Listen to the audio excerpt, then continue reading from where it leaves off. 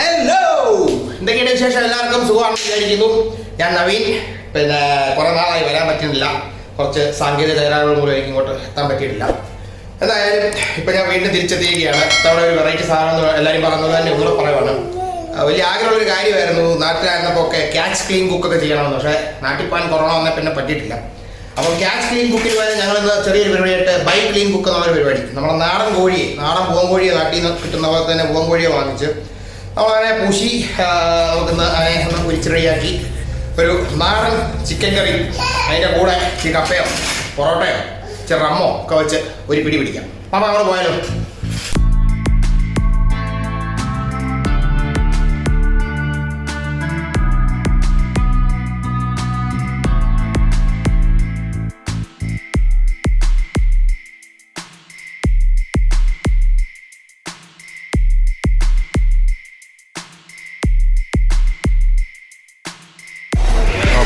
Okay, cartoon വേണ്ട.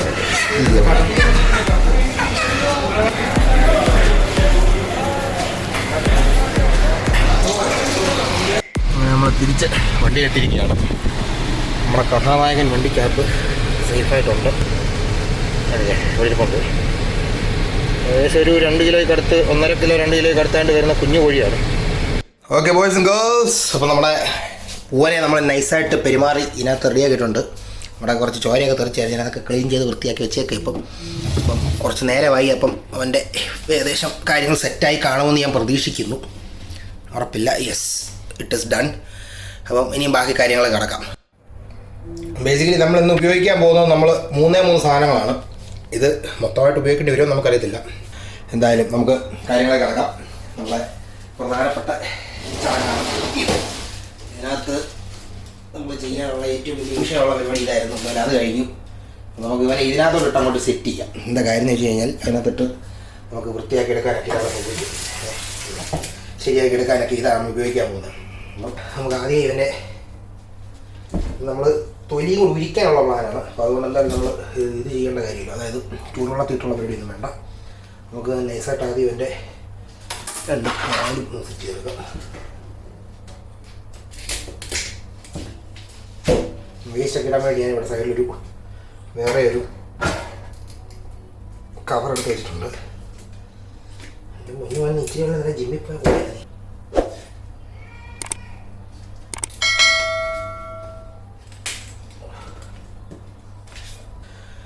അവൻ്റെ മധ്യഭാഗം നോക്കി ഒരു ചെറിയ ഇൻസെഷൻ ഉണ്ടാക്കി. ഓക്കെ, അതിനുശേഷം അങ്ങനെ ഉളുപ്പ് നൈസായിട്ട് മൂലമാണ് അതിൻ്റെ നമ്മുടെ ഒരു പരിപാടിയുടെ ഒരു രീതി. ഇത്രയുള്ള കാര്യം. ഇങ്ങനെ ഊരിങ്ങെടുത്ത് കഴിഞ്ഞാൽ പ്രശ്നമില്ല. തലയും നടത്ത് മാറ്റിയേക്കല്ലേ. കഴുത്തർത്താണ് കൊന്നത്.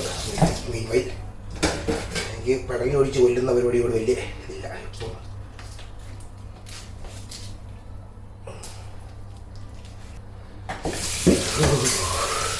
ശിവനെ, കൈപ്പഴ കുഞ്ഞപ്പൻ്റെ പറഞ്ഞപ്പോഴൊക്കെ ഉള്ള സുഖം ഇപ്പോഴാണ് ഞാൻ മനസ്സിലാക്കുന്നത്. എന്താ സീനുള്ളത്. ഇപ്പോഴെ കുഞ്ഞപ്പൻ്റെ കൈ വെട്ടിയപ്പോൾ കട്ട ചോര മുഖത്ത് വീണ ആ സാധനമൊക്കെ. Okay, to go from here. Okay, yes.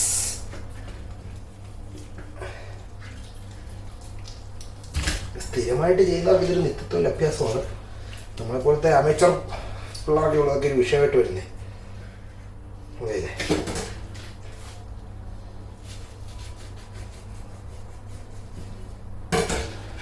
So we are almost there. ഏകദേശം തീർന്നതായിട്ട് വന്നിട്ടുണ്ട്. മൊത്തം ഉടുപ്പ് അങ്ങനെ വൃത്തിയായിട്ട് ഊരിയിട്ടുണ്ട്.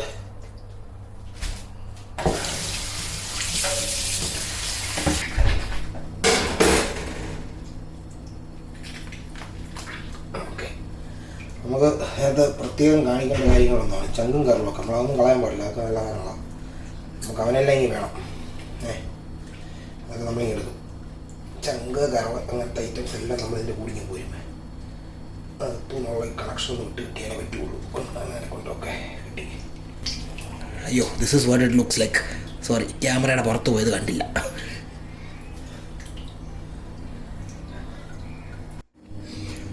ഓക്കെ, അപ്പോൾ ശരിക്കും വലിയ മാരക വെട്ടൊക്കെ വെട്ടണമെന്നൊക്കെ വിചാരിച്ചാൽ നമ്മൾ ഈ വലിയ കത്തിയൊക്കെ എടുത്തിട്ട് വന്നു. പക്ഷേ ഇതിൻ്റെ ഒന്നും ഉപയോഗം പോലും വന്നില്ല. ഇതൊക്കെ കണ്ടില്ലേ, ഇത് പ്രാവിൻ്റെ അത്രയേ ഉള്ളൂ, കുരുവി പോലെ ഉള്ളൂ, ചെറിയൊരു കോഴി. ഇത് കാണാനുള്ള ഈ പപ്പം കൂടെ ഉള്ളൂ. ഇതൊക്കെ പറിച്ചു കഴിഞ്ഞാൽ നാടൻ കോഴിയുടെ വലിയൊരു പ്രശ്നം ഇതാ, ഇച്ചിരിയേ ഉള്ളൂ, വളരെ വലുപ്പത്തിൽ വളരെ കുറവായിരിക്കും. അപ്പോൾ നമുക്ക് ഇവനെ ആദ്യം ഒന്ന് സെറ്റ് ചെയ്തെടുക്കാം. എന്താ അത് കഴിഞ്ഞിട്ട് നമുക്ക് ബാക്കി പേടിയൊക്കെ. അപ്പോൾ നീ ഇവിടെ നീങ്ങിയിരുന്നു, നിൻ്റെ വലിയ ഉപയോഗമൊന്നും ഇല്ല. അതിനകത്ത് വേറെ രണ്ട് സാധനം അപ്പുറത്ത് കയറുന്നത്. പിന്നെ കരളിൻ്റെ ഒരു ഫാനാണ് ഞാൻ. കരളും ചങ്കും എനിക്ക് വലിയ ഇഷ്ടമാണ്. കേട്ടല്ലോ, നമ്മളെ കരൾ നല്ല അടിപൊളി കരളിടുന്നുണ്ട്.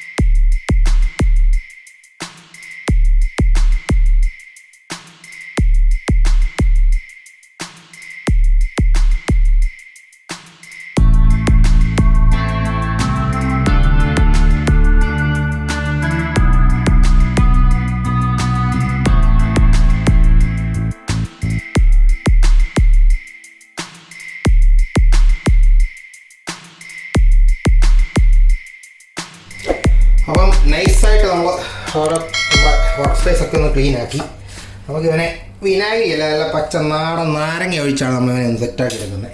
നാരങ്ങ ഒന്ന് പിഴിഞ്ഞ് നമുക്കിവനെ നോക്കാം, എന്തെങ്കിലും നല്ല രോമോ കൂടെ എന്തെങ്കിലും ബാക്കിയുണ്ടോ നമ്മൾ അതോടൊക്കെ ഒന്ന് കഴുകി അവനെ ഒന്ന് സെറ്റാക്കി എടുക്കാം നമുക്ക്. എന്താ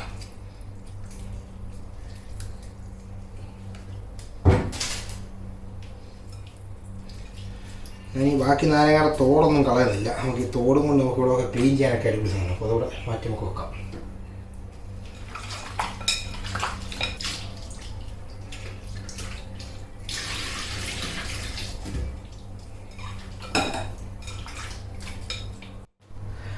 ഓക്കെ ഗായ്സ്, അപ്പോൾ നമ്മൾ വീണ്ടും പറഞ്ഞ പോലെ തന്നെ നമ്മളൊരു തക്കാളി, കുറച്ച് കരുവേപ്പില, ഒരു ശകലം ഇഞ്ചി, വെളുത്തുള്ളി, പച്ചമുളക്, ഒരു അര നാളികേരം, അതുപോലെ തന്നെ 2 സവാള, പിന്നെ നമ്മളെ കഥാനായകൻ എല്ലാം റെഡിയാണ് ഇവിടെ. അപ്പം നമുക്ക് ഈ കാര്യങ്ങളൊക്കെ കിടക്കാം. ഒരു ശകലം നെയ്യിട്ട് നമുക്ക് ആദ്യം നമ്മളെ നാളികേരം ഒന്ന് മൂപ്പിച്ചെടുക്കാം. നാളികേരത്തെ തുടങ്ങുന്നതാണല്ലോ നല്ലത്. അപ്പം കുറച്ച് നാളികേരം അവനെ അങ്ങോട്ടും ഇട്ട് കൊടുത്തിട്ട് സെറ്റാക്കി എടുക്കാം. നാളികേരം ഒന്ന് ബ്രൗൺ കളറാകുന്നവരെ നമുക്കൊന്ന് മൂപ്പിച്ചെടുക്കണം. അതാണ് നമ്മുടെ പ്രധാന പരിപാടി.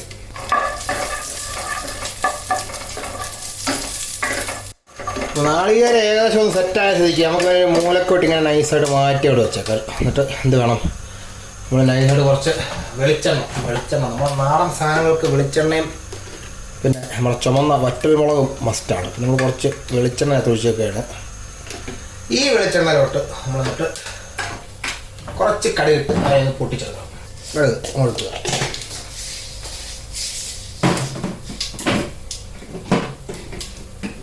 കടുകിലൂടെ കിടന്ന് ഇങ്ങനെ ഡിങ്ങി ഇടിച്ചിട്ടിരിക്കുക. അപ്പോൾ അതിന് ജസ്റ്റ് ഇളകി കൊടുത്ത് കഴിഞ്ഞാൽ നമുക്ക് പെട്ടെന്ന് അവിടെ സെറ്റാവും. അതിൻ്റെ കൂടിട്ടുണ്ട് ഒരു കണക്ക് കൊടുക്കാം, നമ്മൾ ആദ്യം സെറ്റാവും. അടുത്തായിട്ട് നമ്മളെല്ലാ കടലയും പ്രധാനപ്പെട്ട ടേസ്റ്റ് ഫാക്ടറായ ഉള്ളി, നമ്മൾ ഉള്ളി അവിടെ കൊടുത്തിട്ട് അതുപോലെ ഗോൾഡൻ ബ്രൗണൊക്കെ ആകുന്നവരെ ഒന്ന് പെരുമാറെടുക്കാം. നൈസായിട്ട് വേണമെങ്കിൽ ഒരു ചെറിയ പടല കരിവേപ്പില കൂടി എൻ്റെ കൂടെ അങ്ങോട്ട് ഇട്ട് കൊടുത്തേക്കാം. അപ്പോൾ അവനന്മാരങ്ങോട്ട് കടന്നിട്ട് ഇങ്ങനെ അങ്ങനെ അങ്ങോട്ട് സെറ്റായി വരുന്നതിന് വേണ്ടിയിട്ട് നമുക്ക് കുറച്ച് നേരം അടച്ചു കൊടുക്കാം. അപ്പം കുറച്ച് നേരത്തെ ഏകദേശം നമ്മുടെ ഒന്ന് ഒരു ഹാഫ് കുക്കായിട്ടുണ്ട് നമ്മളെ ഉള്ളി. നമുക്ക് അതിനകത്തോട്ട് കുറച്ച് പച്ചമുളകും നമ്മുടെ ഇഞ്ചി വെളുത്തുള്ളിയും കൂടെ അങ്ങോട്ട് ഇട്ട് ഇങ്ങനെ ഒന്ന് വഴറ്റി കുക്ക് ചെയ്തെടുക്കാം. അപ്പോൾ ഈ ഒരു പരുവത്തിൽ നിൽക്കുന്ന സ്റ്റേജിൽ നമുക്ക് നൈസായിട്ട് കുറച്ച് തക്കാളി കൊടുക്കാം. തക്കാളി കിടന്നൊന്ന് സെറ്റായി വേണമെങ്കിൽ ഇന്നേരം വേണ്ട, എന്നാലും ഇട്ട് കൊടുത്തേക്കാം. തക്കാളി കൂടെ വന്നു കഴിയുമ്പോഴത്തേനും അതിൻ്റെ ഒരു ഗ്രേവിയുടെ ആ ഒരു സുഖം വരുത്തുള്ളൂ. ഒന്നുകൂടെ അടിപൊളിയായിട്ട് കുക്ക് ചെയ്ത് നല്ല ഇഷ്ടപ്പെടാതെ മഞ്ഞ് ഒരു ഗ്രേവി ഉണ്ടാക്കിയെടുക്കാം. അപ്പോൾ നമ്മളെ ഏകദേശം നല്ല കുക്കായി സെറ്റായി നിൽക്കുകയാണ് നമ്മുടെ ഗ്രേവിയുടെ ഐറ്റംസ് എല്ലാം. നമുക്കിനി ഇതിനകത്ത് പ്രധാനമായിട്ട് ചെയ്യേണ്ടതെന്നാണ് മസാല. പെരിഞ്ജീരകത്തെ ഒരു 1/2 സ്പൂണിനടുത്ത് കാണുമായിരിക്കും. അത് നക്ഷത്രം, കുറച്ച് ചെറിയ ജീരകം, ഒരു 3-4 കഷ്ണം ഏലക്ക, 1-2 നമ്മുടെ വറ്റൽമുളക്, 1-2 ഒരു 3-4 ഉണ്ട്. കറുവാപ്പട്ടയുടെ പട്ട ഒരു ശകലം പട്ട, 2-3 ഗ്രാമ്പൂ. ഇതെല്ലാം കൊണ്ട് നമുക്ക് ഇതിനെ ഇളക്കി സെറ്റാക്കി ഒന്നുകൂടെ അടച്ച് വെക്കാം. ഓക്കേ, അപ്പോൾ നമ്മളിത് ഏകദേശം ഒരു അര വേവായി നിൽക്കുകയാണ്. എല്ലാം നല്ല വരുവായി നിൽക്കുക. ഇനി നമുക്ക് ചെയ്യാനുള്ളതെന്ന് പറഞ്ഞു കഴിഞ്ഞാൽ നമ്മുടെ മസാല ഐറ്റംസ് ഒക്കെ ആഡ് ചെയ്ത് കൊടുക്കുന്നത്. നമുക്ക് മുളക് പൊടി തന്നെ തുടങ്ങാം. എന്താ മുളക് പൊടി ഏകദേശം ഒരു 1.5 സ്പൂൺ മുളക് പൊടി. ഇത് കാശ്മീരിയാണ് കേട്ടോ, ഇതിന് വലിയ എരിയില്ല. ആ എരിയെ നമുക്ക് സെറ്റാക്കാൻ വേണ്ടിയിട്ടൊരു 1 സ്പൂൺ കുരുമുളക് പൊടി. മല്ലിപ്പൊടിയാണ് എൻ്റെ ഒരു കണക്കിന് ഒരു മുളക് പൊടിക്ക് 1.5 മല്ലിപ്പൊടിയാണ് എൻ്റെ ഒരു കണക്ക്. 1.5 എന്നില്ലെങ്കിൽ 1.25. കുറച്ച് മഞ്ഞൾപ്പൊടി, നമുക്ക് ഒന്ന് ഫ്രഷായിട്ട് എടുക്കണ്ടല്ലോ. അപ്പം കുറച്ച് മഞ്ഞൾപ്പൊടി, ഒരു 1/2 ടീസ്പൂൺ മഞ്ഞൾപ്പൊടി. പൊടിച്ച ഗരം മസാലയാണ് ഒരു ശകലം, അതുകൂടെ സംഗതിച്ച് സ്പൈസി ആയിക്കോട്ടെ എന്നുണ്ടെങ്കിൽ. ഇത്രയാണ് നമ്മളിപ്പോൾ ഇട്ടേക്കുന്ന മസാല ഐറ്റംസ്. നമുക്കിനി ഇവനെ ഒന്ന് മൂപ്പിച്ചെടുക്കാം. ഇത് ശരിക്കും നമ്മൾ അടച്ചു വെച്ച് വൃത്തിയായിട്ടൊന്ന് വേവിച്ച് പറ്റും. കാരണം ഇതിനകത്തോട്ട് നല്ലപോലെ ഒന്ന് ഈ ഫ്ലേവറൊക്കെ ഒന്ന് ഇറങ്ങണമെന്നുണ്ടെങ്കിൽ ഇവനെ ഒന്ന് വൃത്തിയായിട്ട് അടച്ചു വെച്ച് വേവിച്ചാലേ പറ്റും. നമ്മൾ അടച്ചു വെച്ച് കഴിയുമ്പോഴത്തേക്ക് സ്റ്റീമിന് പുറത്ത് പോകാൻ വഴിയൊന്നുമില്ല. അപ്പം ഇതിനകത്ത് കിടന്ന് തന്നെ എങ്ങനെയൊക്കെ അതങ്ങ് ഇതിനകത്തുള്ള എല്ലാ കണ്ടൻറ്റുകളിലുമായിട്ട് അവനങ്ങ് വീതിച്ച് കയറും. അപ്പോൾ അതിനാണ് നമ്മൾ ഈ അടച്ചു വെച്ചുള്ള വേവി ഇവരോട് ചെയ്യുന്നത്. അപ്പം കുറച്ച് നേരം നമ്മൾ അടിച്ചിട്ടൊന്ന് വേവിച്ച് ഇവനെ ഒന്ന് സെറ്റാക്കി എടുത്തിട്ടുണ്ട്.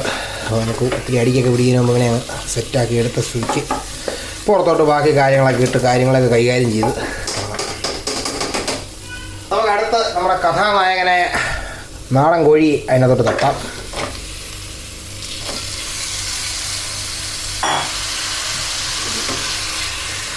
നാടൻ കോഴി ആയതുകൊണ്ട് ശകലം വേവ് കൂടുതലായിരിക്കും എന്നെനിക്കൊരു ഉൾവിളി തോന്നുന്നുണ്ട്. അപ്പോൾ അതുകൊണ്ട് മാത്രം ഞാനിവനെ ഒന്ന് വൃത്തിയായിട്ട് വേവിക്കാൻ വേണ്ടിയിട്ട് ഇതിങ്ങനെ ചെയ്ത് വെച്ചതിന് ശേഷം ഇതിലേക്ക് ഒരു ശകലം തൈര്, ഞാൻ 1 സ്പൂൺ തൈരൂടെ, 1 2 അതായിരിക്കും ഭേദം. 2 സ്പൂൺ തൈരും കൂടെ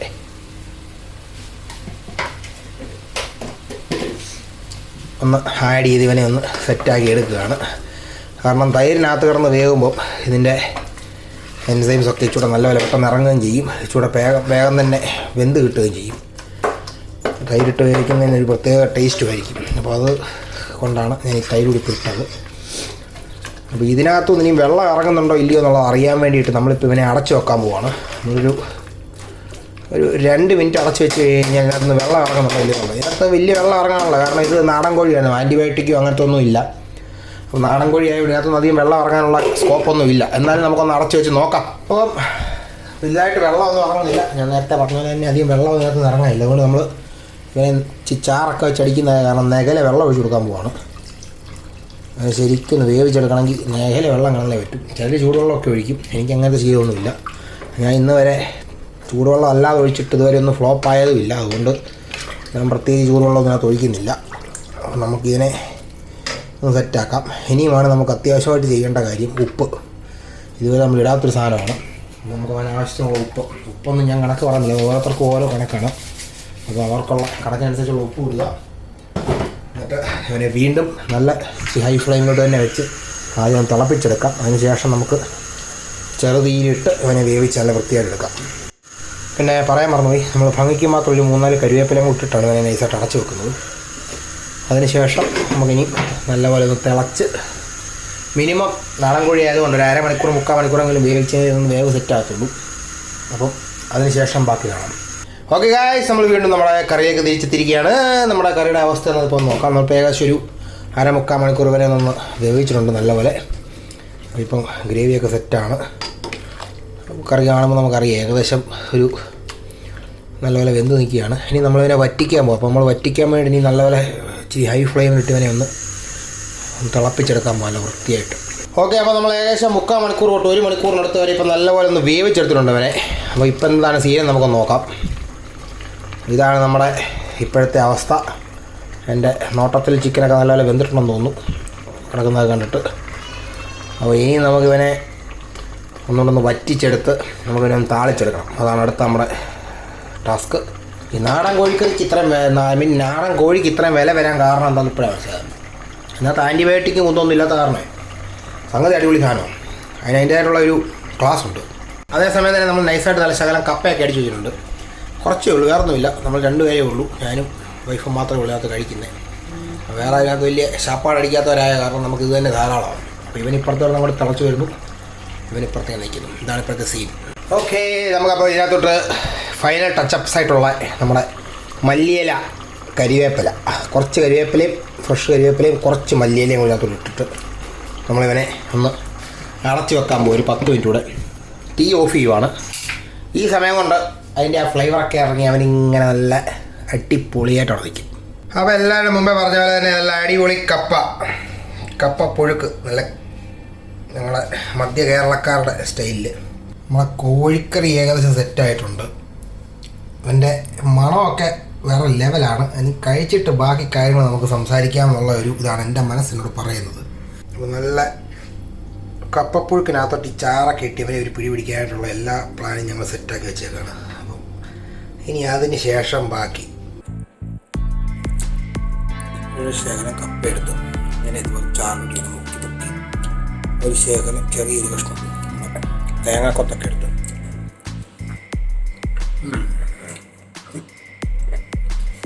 സംസാരമൊക്കെ പിന്നീടും.